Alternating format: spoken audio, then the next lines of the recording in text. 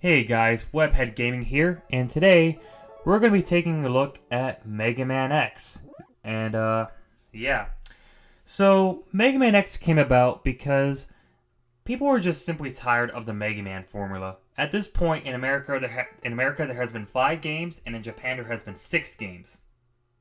And so Keiji Inafune decided that he wanted to revamp the whole Mega Man formula and create a brand new story with new characters, as well as rejuvenate the gameplay that made Mega Man so much fun. So he and his team got to work on Mega Man X, and they developed it for the Super Nintendo.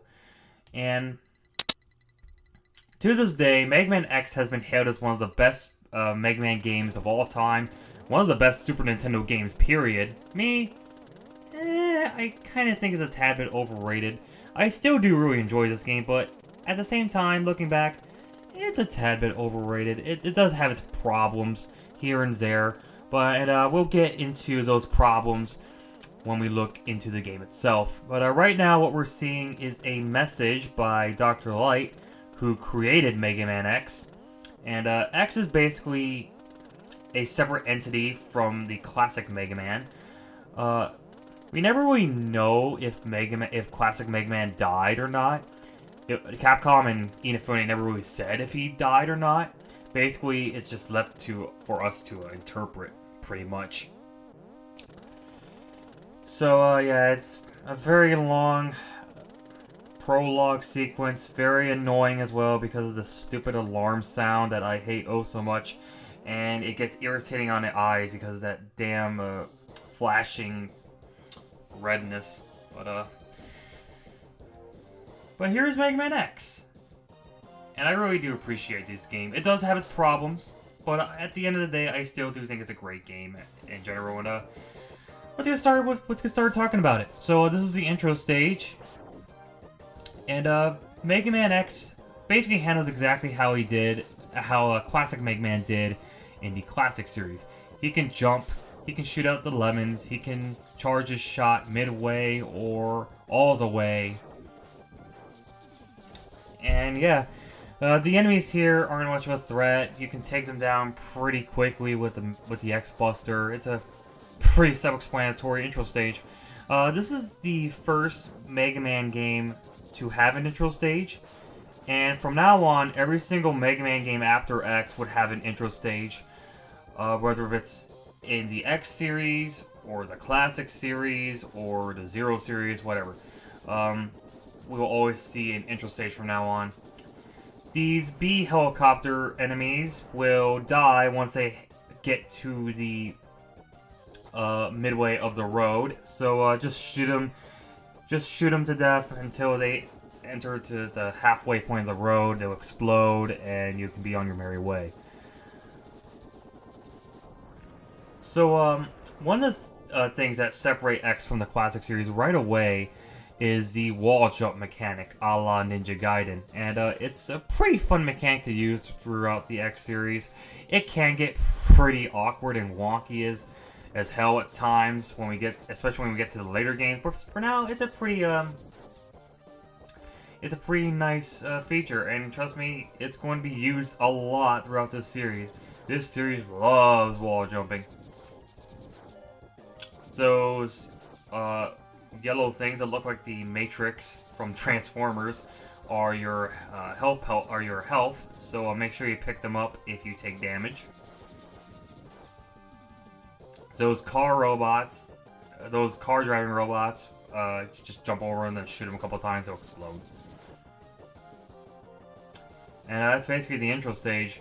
At the end of the intro stage, you'll fight this. You'll see this giant ship in the air.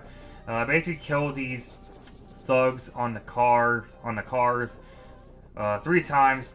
They pop up, and then you will pretty much complete the stage because we'll fight the intro boss, which is not really much of an intro boss because he's impossible to beat.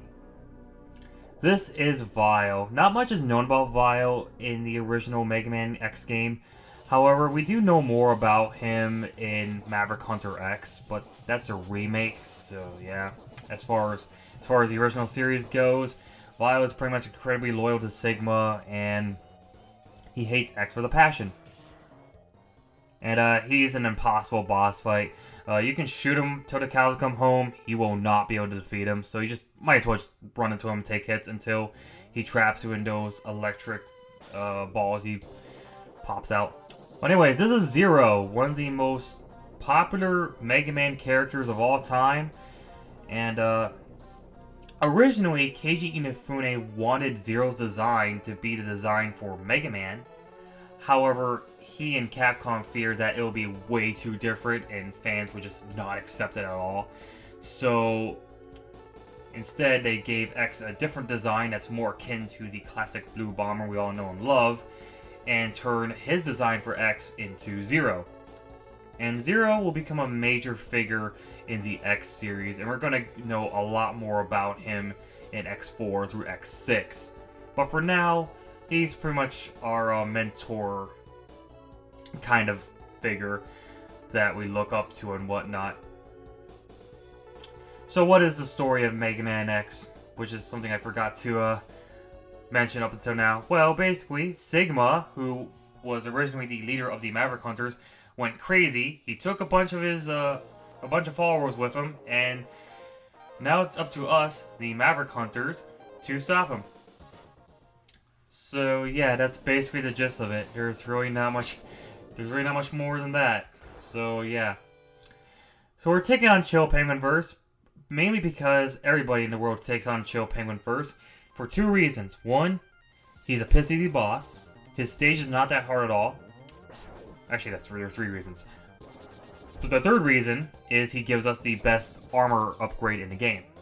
So what is an armor upgrade? Well, when Keiji Inafune and Capcom designed this game, they also wanted to implement a item collecting feature. And the reason why this was implemented was because of the fact that RPGs were becoming heavily popular around this time. Games like Final Fantasy and Chrono Trigger were just incredibly popular, so the team decided why not put some of those elements into a Mega Man game and see what happens. And the item collecting, it varies from person to person. Some people don't like it and prefer the simplicity of the classic series, while others like it a lot because of the exploration factor and the curiosity factor.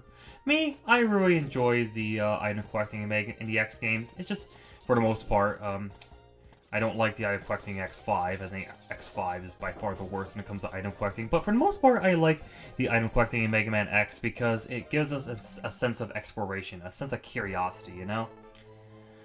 So this is a Dr. Light capsule. Basically, there are 4 of them hidden in the game in certain stages, and when we get to one, we will be rewarded with a armor upgrade. And this one's impossible to miss because it's placed right in the main pathway, so it's really, I don't think it's impossible to miss this one at all. I think this is pretty much a mandatory upgrade.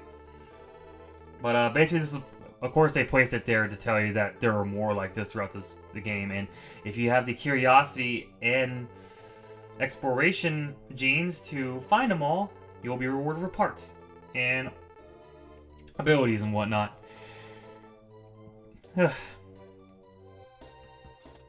And trust me, you want to go after these armor upgrades as well as the items because they will make the game way easier. Because Mega Man X isn't really designed. I can't say it's designed particularly well in terms of when it comes to picking your first Maverick, because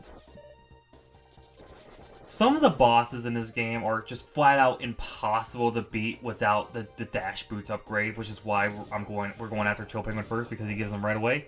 The Dash Boots, basically, you tap the right button and it'll allow you to do a dash. You can also do it with the directional buttons, but I hate that because sometimes you're in the heat of action, you'll probably double tap the D-pad by accident and you'll accidentally run into something when you don't want to. And trust me, that happens so much in this series. I don't understand it for the life of me why they design it like that, and fuck that. But before I go on to our rant about that, some of the Mavericks are just flat out impossible to beat without the dash. And honestly, I just wish the dash was implemented into the game in the first place, and have the dash boots do something else, like give you an air dash or something. Because with certain bosses like Spark Mandrill, I think it's impossible to jump over him when he does that Mach Punch. And for bosses like Storm Eagle, it's so annoying to take him down because of the fact that without the dash boost, he can knock you off the platform, you know? I'm neglecting to talk about the boss. Chill Penguin is piss easy. He'll fire these icicles all over the place. He'll create these frozen penguin sculptures. He will try and belly dive into you. He'll try and jump onto you. All of his attacks are incredibly slow and incredibly telegraphed. You should not have any problem taking on Chill Penguin. He should always be your first pick for this game. He is just a piss easy boss. And his stage is piss easy too. There's not much to say about it. Lots of enemies that die in one shot. Not a complicated stage at all. It's not a complicated stage at all. So by defeating Chill Penguin, we acquire the Shotgun Ice. And it's a pretty terrible weapon. You shoot out an icicle, but it's very weak. And if it hits a wall, it will spread into miniature icicles. But even then, it is so damn weak. The only time you should really ever use it is against bosses. And that's it. It'll have more uses when we get the arm parts. But as it is, it's a pretty god-awful weapon. So you may have noticed during Chill Penguin stage, we were able to acquire a ride armor, a mech suit that's similar to Vio's in the intro stage. Those are ride armors. They appear in every single Mega Man X game, and they're very fun to use because you don't take any damage in them at all. And yeah, they're very fun to use. So now we're at Spark Mandrill stage. Normally people take on Storm Eagle before they take on Spark Mandrill. Me personally, I like going after Spark Mandrill first because I just don't like dealing with the darkness. I might as well talk about that. Basically, Mega Man X also has a weather feature. If you kill a Maverick and then go into another Maverick stage, that particular Maverick stage will change. So, for example, Storm Eagle. If you defeat Storm Eagle before coming here, Spark Mandrill stage will have no power whatsoever. And I think it actually makes this sub-boss we're fighting right now easier.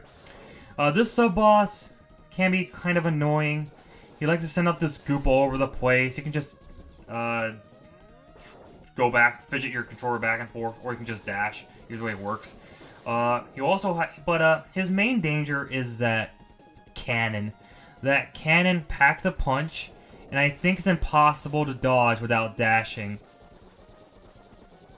I could be wrong though. But basically, every time you damage it, it'll get faster and faster and faster, and it's so annoying to fight. I think it gets weaker if you beat Storm Eagle's stage.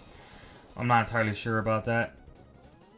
But yeah, this sub-boss, he's kind of tricky. He can pack a punch, but he shouldn't be much of a threat at all. As for the stage itself, it's a pretty easy stage. I don't find anything here particularly too annoying. Even those flying enemies during those blackout sequences, as long as you know where they are, they shouldn't be that much of a problem. As I said before, Spark Mandrill is impossible to defeat. I think he's impossible to defeat without dashing. His hitbox is just way too big. His sprite is too huge, and you really need to have the dash boots in order to beat him. Honestly, I don't like that aspect of Mega Man X in that aspect because, well, that was really repetitive. But basically, I just don't like that aspect because, like, if you don't know about Chill Penguin's stage and the dash boots, you're just gonna have a rough time going through some of these stages because some of these bosses aren't a cakewalk, you know. What I grabbed up there was a heart tank that increases your health bar. Unlike classic Mega Man X's health bar starts off very low, but as you go through the stages, you'll find these heart containers, these heart tanks, and they will increase your health bar. And there are 8 heart tanks in total, and there are 8 stages in total. So there's basically a heart tank in every single stage. So best keep your eye out for them because you'll want them to make the game much easier for yourself. Normally, I think they expect you to use Boomer Kuwanger's weapon for it, but there is a trick with the dash. You can, like, hit both the jump button and the dash button together, and you'll perform basically a dash jump. That'll make you jump higher than normal. And so I use that trick to get that heart tank. Spark Mandrill is an incredibly piss-easy boss with his weakness, because you can just basically stun him every single time he breaks out of the ice. Because he'll get frozen, he'll get frozen, he'll get frozen, and then he'll break out, and then you'll shoot him again. It's a very, very piss-easy boss fight. Occasionally, he will get a hit on you like he did there with either his Mach Punch or his Electric Spark. But really, if you have Shotgun Ice, Spark Mandrill is a piss-easy boss, and he'll go down very, very quickly. If you don't have his weakness, though, he can be a huge pain. He likes to climb onto walls, shoot out these electric sparks, and all of his attacks hurt like hell. It's very painful to get hit by Spark Mandrill. By defeating Spark Mandrill, we acquire the Electric Spark, which is basically Spark Man's weapon from Mega Man 3. It's pretty much that weapon, except it's purple. So now we're going to tackle Storm Eagle. And Storm Eagle's weakness is not the Electric Spark, but he's a very easy boss, and his stage is not that threatening at all, so I might as well go after him. He also has probably my one of my favorite pieces in the game. I absolutely enjoy Storm Eagle's theme. It's so infectious, it's so valiant. I just like this theme a lot. This beginning section is pretty annoying. It has all these gyro robots that like to grab you and self-destruct. So that can be kind of annoying to get through. But basically, another heart tank's here. You go to the very top here, dash jump off, or just jump off. You'll find yourself a heart tank. That's a pretty clever heart tank right there, I gotta say.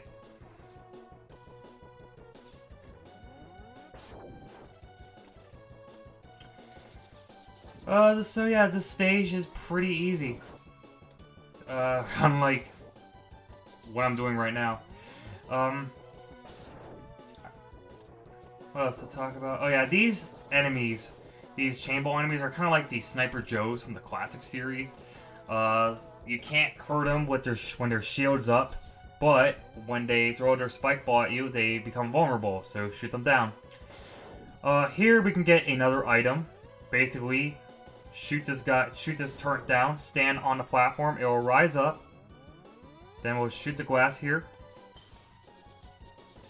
Kills this robot right here, and you'll obtain yourself a sub-tank. Sub-tanks are kind of like the energy tanks from the classic series.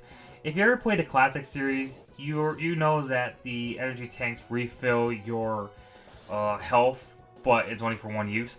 The Mega Man X series, however, the sub-tank is forever. You can have that sub-tank and use it for as many times as you want. The only downside is, the only way to fill up sub-tanks is to get energy pellets while you're at full health. There is a stage that's pretty much designed around that coming up. Armored Armadillo stage. That's by far the best stage to grind for energy pellets because it features so many of these one-hit kill enemies. And yeah, this section is pretty slow and pretty boring to watch. Not really fond of that platforming section at all. It's very slow. It has these turrets with the flamethrowers. I don't know what I was doing there. I thought... Oh yeah, now I know. I thought the Dr. Light capsule was here. It's been a while since I played this game. So, instead it was just an extra life. I'm like, oh, okay. So, yeah, I don't know what I was doing there, but, so I just basically wasted my some time there. But if you want an extra life, now you know where to find one. So here is another Dr. Light capsule, which is impossible to reach without knowing the art of dash jumping. And basically you blow up these canisters, and here is the second Dr. Light capsule. This is probably the most useless Dr. Light capsule in the game. It's really only here so you can acquire the items in Flame Mammoth stage, and that's about it. There's really nothing else special about this upgrade. It gives you a pretty cool looking helmet, but that's it. And it'll basically crush these certain blocks. You'll only see these certain blocks in Flame out of stage, so I really wish they gave the helmet more use than that, but oh well. We're coming up to the end of the stage here, and I just got a comment that I really like the aesthetics of the stage. I really like... It's a very fun stage to go through. For the music, for the atmosphere, for just about everything about the stage, I just like. I really like the aesthetics of the stage. And this is probably the coolest boss entrance ever. Watch this. Kaboom! Oh, that is so satisfying to watch every single time. Anyway, here's Storm Eagle. Storm Eagle is very, very easy when he has a dash boost because you can just dash towards him and he will never, never, ever knock you off. This is the one attack you'll do that has potential to hit you, but it's so slow. You can actually walk under it. Storm Eagle is a very easy boss. What can I say? He's incredibly pathetic. He only has 4 attacks. He has a wing attack where he'll try to knock you off. I think it's very annoying when you don't have the dash boots, but it's piss easy when he has the dash boots. And he'll fire a storm tornado, which is basically the same thing. I don't get that. Like, why can't the storm tornado do... Why couldn't they make it where the storm tornado did damage? I would find this boss a lot harder if it can do that, but no, it just does the same exact thing as the wing flapping does. And the last attack he does is he'll hatch out an egg that spawns these mini bird robots, but they're so easy to dodge. Storm Eagle is a joke. His weakness is the chameleon sting you get from Sting Chameleon, but you don't need it. You really don't. Storm Eagle's a piss easy boss. By defeating Storm Eagle, we get the best ability in the game without a doubt. The Storm Tornado is such an awesome weapon. You basically create a giant pink tornado and it just tears through enemies like butter. It's so awesome. I'll see you in part 2.